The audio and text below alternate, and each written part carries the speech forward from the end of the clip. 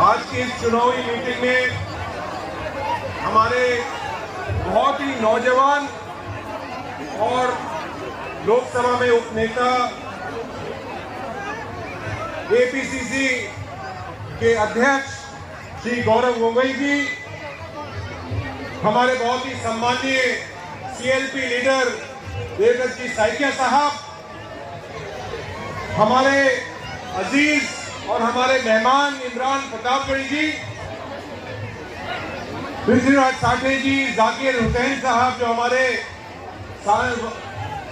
Working president भी हैं और एमएलए भी हैं, हमारे यहाँ के कैंडिडेट सफीउल जी, रहमान साहब, प्रत्युत भुइया जी, अरुण तिवारी जी, राजीव हक साहब जो हमारे बरपेटा के अध्यक्ष हैं, राहुल पटवारी जी जो नलवाड़ी के जिला अध्यक्ष हैं, शैलेंद्र सोनवाल जी, अब्बास अली जी, आजाद हुसैन साहब, केलो जी, रहमान साहब, राहुल अमीन जी, असलीम जी, सभी जिला कांग्रेस कमेटी, ब्लॉक, मंडल, डीएलए साहिबान, सबसे पहले तो मैं आपसे सबों को धन्यवाद देता हूं कि आप इस बड़ी तादाद के अंदर आज इस मीटिंग के अंदर आए हैं। ये बहुत ही अहम चुनाव है। अहम चुनाव इसलिए है क्योंकि ये जो चुनाव आप अपना एक एक वोट डालेंगे, ये आसाम के भविष्य का फैसला करेगा। आप जान रहे हैं कि कौन कौन लड़ रहे हैं चुनाव। बीपीएफ लड़ रही है, यूपीपीएल लड़ रही है और बीजेपी लड़ रही है। एक दो छोटी छोटी पार्टी और भी लड़ रही है, लेकिन मुझे नहीं लगता है ये तीन पार्टियां अलग लड़ रही हैं। ये तीनों पार्टी एक है। यूपीपीएल के प्रमोद बोरो जी ने तो हेमंता बिस्वा शर्मा की पार्टी को समर्थन दे रखा है। उनका मंत्री बैठा हुआ है आसाम सरकार के अंदर। और हगरामा जी चुनाव लड़े हमारे समर्थन से, पिछला चुनाव आपको याद होगा, कांग्रेस के साथ, गठबंधन के साथ, और अब जाकर भारतीय जनता पार्टी के गोदी के अंदर बैठे हुए हैं। अगर मैं बोलूं गौरव जी कि हगरामा बिस्वा शर्मा नाम रख देना चाहिए, क्योंकि आपने सुनी मेरी बात, हगरामा बिस्वा शर्मा नाम रख देना चाहिए, क्योंकि ये एक है, सारे तीनों एक हैं, ढोंग कर रहे हैं, नाटक कर रहे हैं अलग अलग चुनाव लड़ने के लिए। सिर्फ ये वोट काटेंगे, आपका वोट लेकर और बीजेपी को जिता देंगे। अगर मुख्य रूप से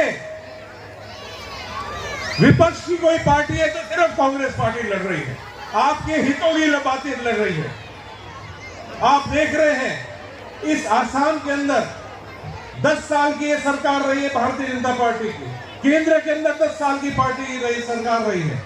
इनने क्या काम करा है? हमारा भाईचारा खत्म करा है, इनने भ्रष्टाचार फैलाया है, इनने माफियागिरी करी है, आपकी जमीनों को बेचा है बड़ी बड़ी कंपनियों को, अडानी और अंबानियों को। हेमंता बिस्वा शर्मा और उसके पूरे परिवार ने, मामा जी ने और मामी जी ने और काकी जी ने और काका जी ने जितना इस आसाम को लूटा है, जितना इस बीटीआर क्षेत्र को लूटा है, 6 शेड्यूल का, चाहे वो कार्बे हो, दीपू हो और चाहे वो बीटीआर हो, इसको एटीएम बना रखा है।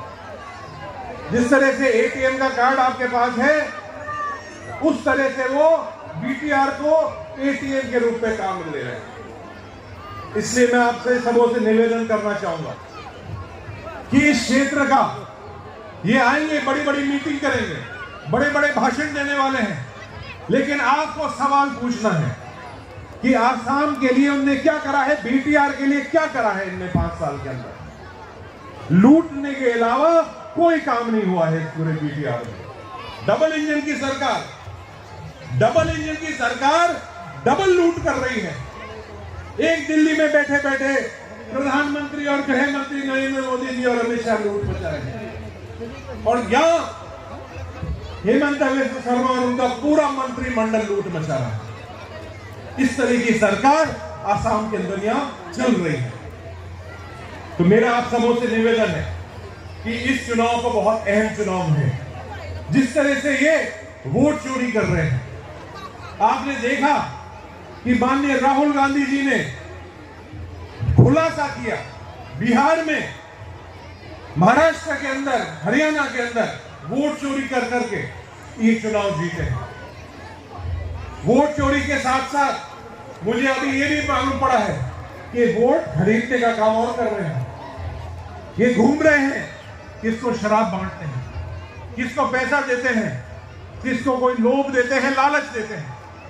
लेकिन मैं इस मंच से कहना चाहूंगा कि आसाम के और बीटीआर के क्षेत्र के जो लोग हैं वो अपना वोट नहीं बेचेंगे। उनका वोट उनका खुद का है, वो वोट बिकाऊ नहीं है। मैं आपसे आग्रह करने के लिए हाजिर हुआ हूं, हमारे तमाम नेता मंच पर बैठे हुए हैं, आपसे निवेदन करने के लिए आए हैं कि हमें भाईचारा बनाना है। इस बीटीआर क्षेत्र के अंदर, आसाम के अंदर सब लोग रहते हैं, चाहे वो बोरो लोग हो, चाहे वो बंगाली लोग हो, चाहे राजवंशी हो, चाहे वो ट्राइबल लोग हो, चाहे वो मुस्लिम लोग, सब लोग एक साथ एक परिवार के रूप में रहते हैं। और भारतीय जनता पार्टी और वो जो दोनों पार्टी उनके हाथ में मिला के उनके साथ बैठी हुई है, बीपीएफ और यूपीपीएफ, ये सिर्फ हमें तोड़ने की कोशिश करती है, भाईचारा खत्म करने की कोशिश करती है। इनका आप देखें कि वीडियो, इनका सोशल मीडिया जो है वो किस तरह से जहर उगल रहा है। इसका जवाब आप सबों को देना पड़ेगा। ये छोटे छोटे बच्चे हैं, इनके भविष्य के बारे में हमें सोचना पड़ेगा। ये हमारे बुजुर्ग हैं, उनके भविष्य के बारे में सोचना पड़ेगा। और ऐसे लोगों को जो आसाम को तोड़ना चाहते हैं, उनको उखाड़ कर और बाहर फेंकना पड़ेगा। ये हमें आज प्रतिज्ञा लेनी है। आपने मेरी बात सुनी, जो मान दिया, सम्मान दिया, उसके लिए मैं बहुत बहुत आपका आभारी हूं। जय हिंद, जय भारत और जय असम।